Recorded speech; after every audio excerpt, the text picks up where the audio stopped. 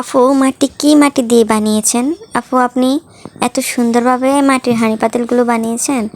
আপু আপনি এত সুন্দর আপনার বাড়ির পাশে কি কুমার বাড়ি?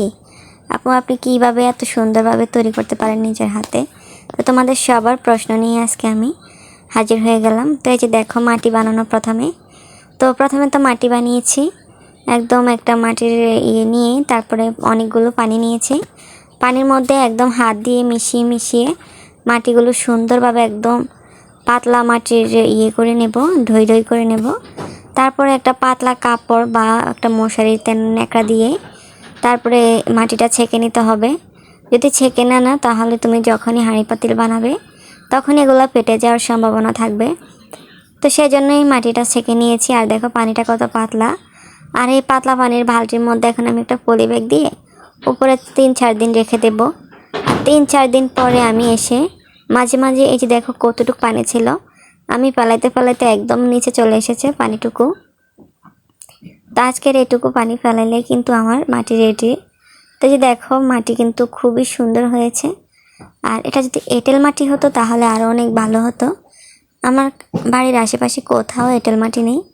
আমার বাড়ির আশেপাশে সব হয়েছে বেলে মাটি আর দোআঁশ মাটি। তো এঁটেল মাটি আর বেলে মাটি দুটোটাই মিক্সার করা। তো যা হোক যেতটুকু পারি আপনাদের সাথে শেয়ার করব আসবাবপত্র বানিয়ে।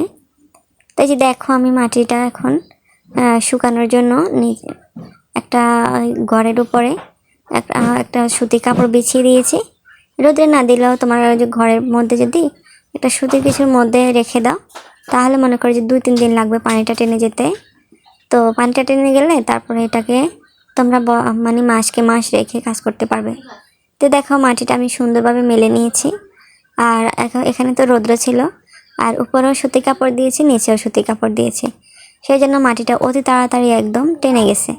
তো টেনে গিয়ে একদম সুন্দর দেখছো কাপড় থেকে একদম সুন্দরভাবে আলাদা হয়ে আসছে। মানে এখন আমি আমার মাটিটা এখন পুরাই রেডি। তো এই দেখো আমি পলিব্যাগের মধ্যে রেখে দিয়েছি। আর রেখে আমার যখন যা ইচ্ছা তখন তাই আমি তৈরি করতে পারবো। আর এই যে দেখো সুন্দর কিউট দুইটা ডাল বাড়নি বানিয়েছি। আর এটা একটা কড়াই বানিয়েছি। কড়াইটা আমি তোমাদের সাথে পোড়াটাও আমি শেয়ার করতেছি। তো আজকের ভিডিওটি এখানেই শেষ করব। আমার আজকের ব্লগটি কেমন লেগেছে অবশ্যই সবাই কমেন্ট করে জানাবে।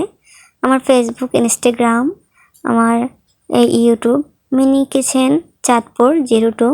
অবশ্যই তোমরা সবাই একটু সাবস্ক্রাইব অ্যান্ড ফলো করে দিবে। সবাই ভালো থাকবে, সুস্থ থাকবে। আল্লাহ হাফেজ।